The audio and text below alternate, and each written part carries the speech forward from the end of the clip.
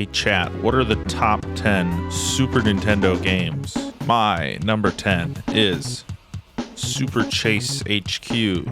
Drive a car and you, as a cop, you ram it into other cars to stop them, to stop those criminals.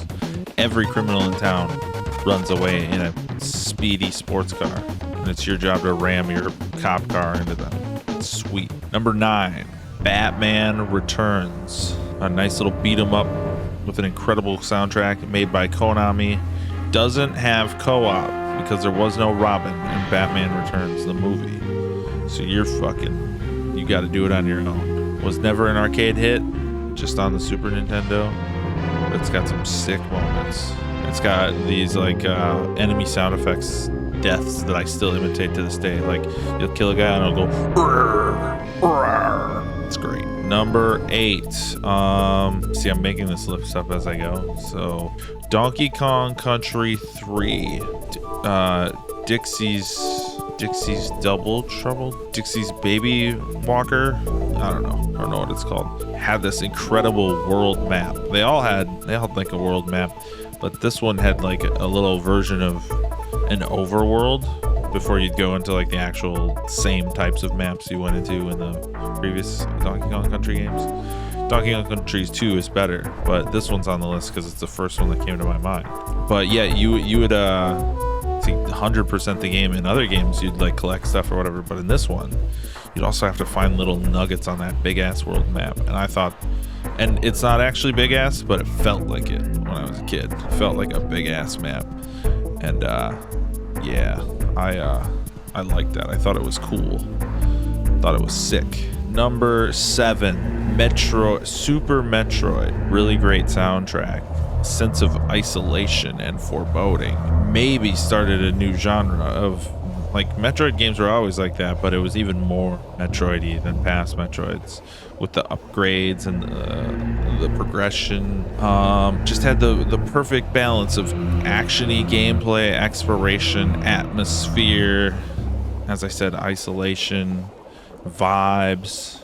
Number 6, Super Street Fighter 2 Turbo. No, that wasn't on that. Just Super Street Fighter 2. 4 new characters. DJ, a Jamaican, maybe a capoeira dancer. I don't know. He more of like a kickboxer kind of guy. Fei Long, a Bruce Lee knockoff. T-Hawk, Native American power wrestler. I don't know if he had a specific style. He's got these arms. He does this.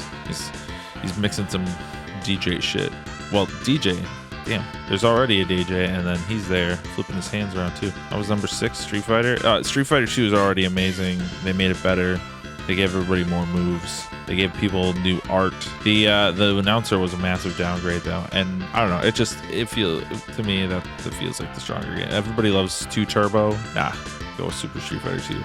Oh, and I didn't even mention the best part. Cammy, she's a new girl. She's a British girl. She's basically wearing a swimsuit. When she wins, she turns around, shows her butt. It's not that big a deal to me, but it absolutely floored my sisters when they saw it in arcades the first time. And I always think about that's hilarious. They were shocked that a video game could show butt cheeks. Maybe not the bulk of the butt, but a serious portion of the butt was covered in the thong bikini section. But regardless, it was shocking to my sisters. And I think that's funny. Number 5, top games on Super Nintendo. Super Mario World. Another game with a great overworld, lots of little nuggets and alternate paths to find to 100% the game. Like, in a certain way, like Mario 3, you can skip to the end of the game pretty quickly with a little bit of trickery, some piping, and finding a back door to Bowser's Castle. But yeah, it's got some incredible level design, some goofy music gets stuck in your head, and Mario's really stepping up his game in that he not only jumps now, he spins, and that spin will wreck anything his feet come into contact with, unless it's hard. Unless it's really hard, then he doesn't wreck it. He just bounces right off of it. But also a amazing moment in gaming is when Bowser comes down from the sky and reveals himself to you. But first you see the smiling face, the smiling clown face of his little AirPod thing, and you're just like, you got a chuckle out of me. I thought that was hilarious as a kid. And then after taking some damage, he flies up towards the screen with it. Peak comedy moment for a child, like just laughing my ass off. Anyway, that's number 5. Number 4, Teenage Mutant Ninja Turtles. Turtles in a Time Warp. This game I first played at a friend's house. Played it all the way through from beginning to end. It was magical. It was inspiring. You know, now you fly through those time zones in like no time at all, but as a kid, when you have time compression as a kid, because like, think about it. If I play an hour of a video game now, the percent of my life that encompasses is a tiny little minuscule fraction as a 36-year-old than it is as a 6-year-old, right? An hour is a long time to a 6-year-old. And for that game to take roughly about an hour, that journey of traveling time zones, it felt like an epic journey. So I already loved the Teenage Mutant Ninja Turtles at that age. I was obsessed. To tell me that I can go on a time traveling journey, beating up bad guys.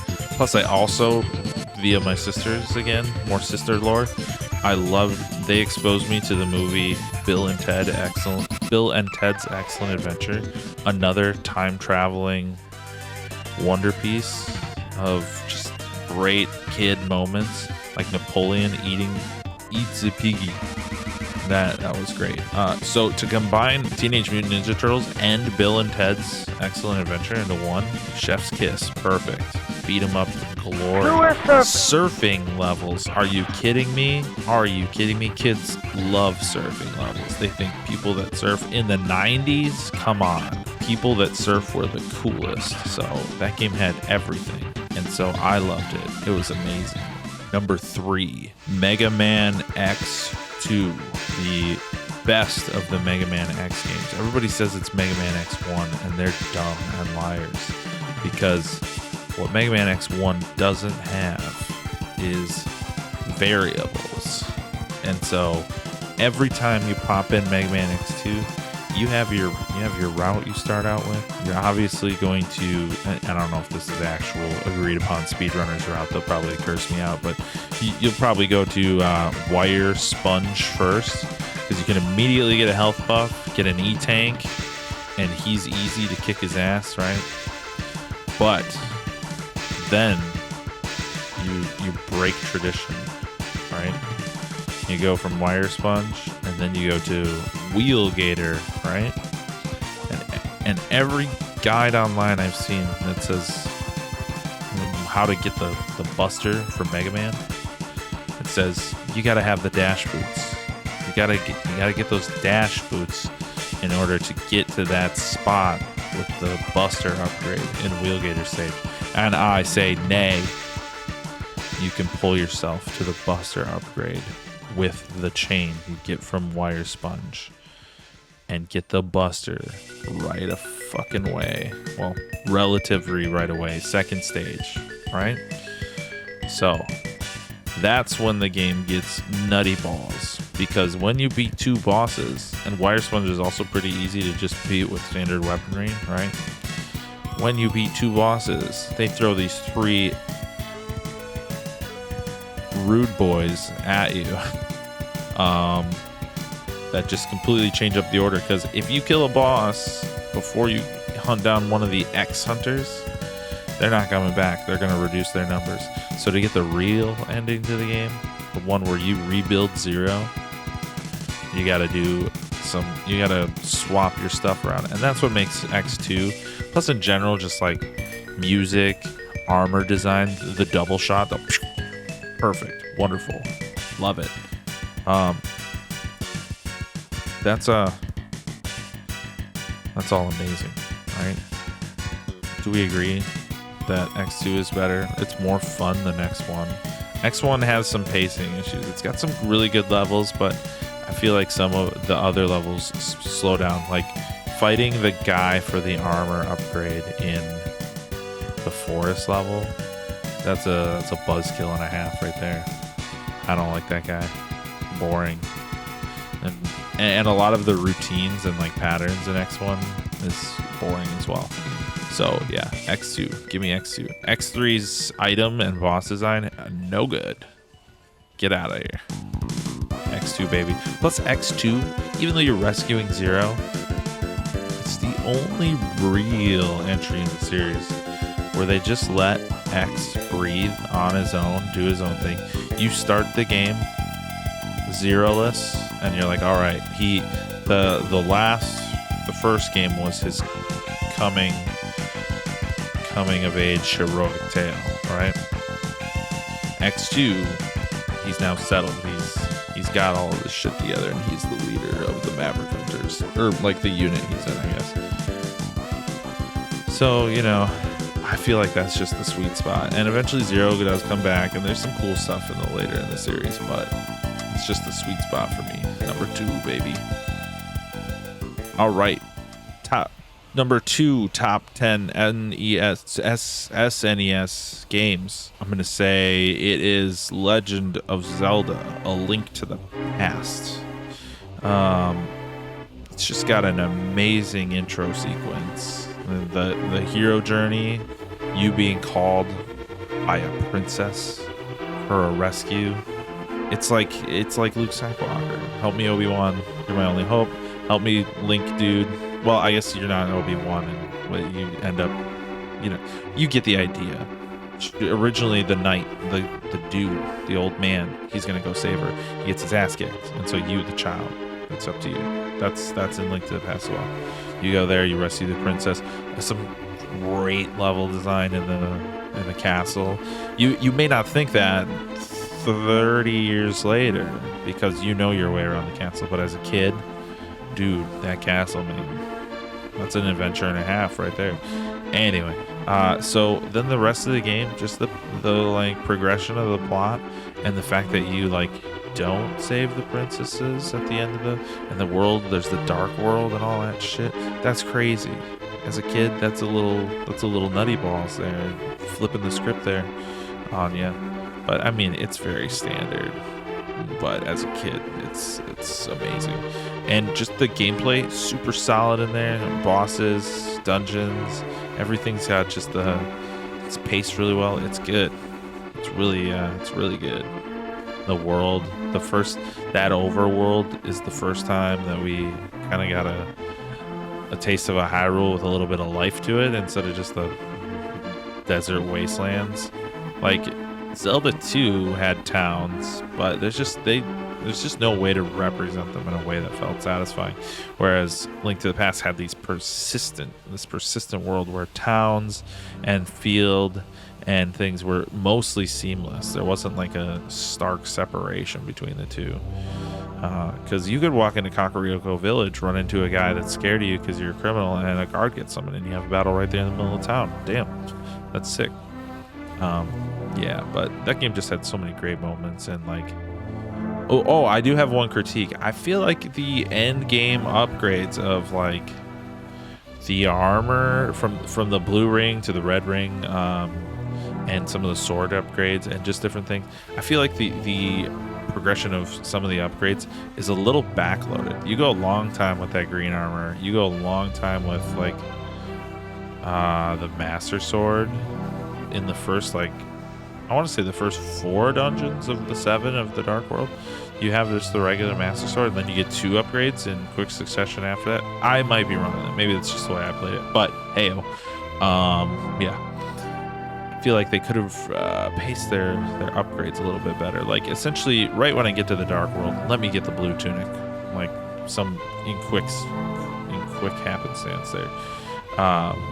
And then save the red tunic for like as a final upgrade. That feels like a good compromise, right? Am I wrong? Let me know in the comments. Yeah. But Link to the Past, if you haven't played it, play it. They made a whole other game revolving just around the nostalgia of how good that game was. It was a link between worlds, and it was all right. I played it while camping out at a Best Buy in the middle of the winter for Black Friday. which is funny because that's coming up again. I don't do that anymore, and it really doesn't pay anymore with all the online deals. But I used to camp out at Best Buys because you could essentially you camp out there and just post on like Craigslist and stuff like, "Hey, I'm first in line at Best Buy. What do you guys want?" You could take orders from people, and then they'd just give you like $50, $100 extra because they don't want to wait in line. But that $50 or $100 is that they're spending to have you do it is still massively less than some of these deals on like TVs. Like back then, I got a 55-inch TV for $500, and we're talking. This was the tiny times, the beginning age of flat screen TVs. That was unheard of then. You were spending $2,000 on a flat screen TV back then, and I did spend $2,000 on a flat screen TV at one point. Now that's like nothing. Like everybody has a flat screen TV. You can't buy a non-flat screen TV. But hey, I'm old. That's the way it goes. But yeah, I used to camp out at Best Buy, and I played all of A Link Between Worlds while sitting out in line overnight. It was great. Okay, top number one game for the NES. It's actually two games because I miscounted, and I'm just winging this, and this is not an official list, and I'm just having fun on stream. So top number one games. It's a tie between Chrono Trigger and Final Fantasy 3-6-3. You get it. They're both amazing RPGs that push the boundary on presenting stories in games, at least in this era, like emotionally rooted stories that have depth. Like I just talked about Legend of Zelda, and that game has a story, but it's mainly just collect the Infinity Stones to stop the guy, right? Whereas Final Fantasy and Chrono Trigger both have wild emotional developments and things happening and incredible moments to them. So yeah, two very different games tonally. Like 6 is a little darker, more the stakes. I guess Chrono Trigger's Lavos is pretty dark as well. I feel like Chrono Trigger has like a bright and almost like a funny tone to it, you know. But they're both amazing games. They have amazing RPG gameplay. Chrono Trigger, again, I guess time travel. I'm a time traveler. It hits that Bill and Ted go back and change things in the past. I love how they handle some of that stuff. Like you change things in one era and it affects the other, and they really nailed some of that.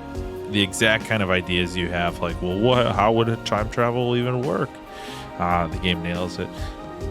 Great characters, great worlds, amazing music. Chrono Trigger wins on the music department. I have Chrono Trigger tracks that are played ad nauseum, like different remixes of the same tracks that I have like 30 versions of it. Shout out ocremix.org for those. Thank you, free content. But it's all just wonderful. And if you have to play one Super Nintendo game in your life, you're mandated, otherwise somebody's gonna chop your legs off, then play two games for the one game, and play those two games. Play Final Fantasy 6, play Chrono Trigger, and live a happy life. Be enriched for it.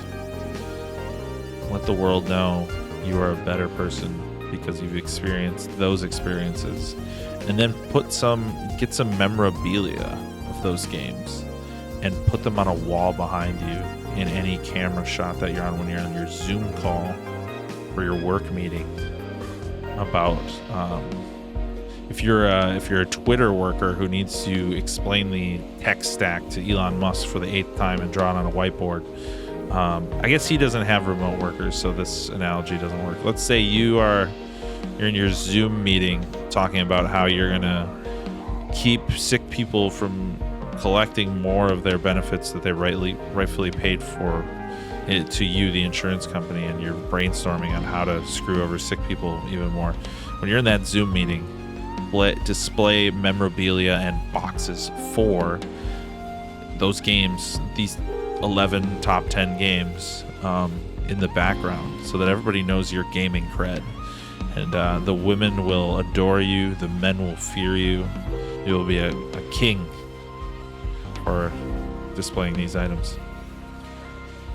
All right, so that's my top 10 Super Nintendo games.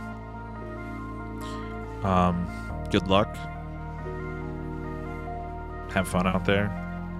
Go buy a Super Nintendo. And you're wonderful. You matter. I picked too many shitty games as a joke, and now I can't fit the actual good ones on there. Oh my god. This is bad. This is really bad.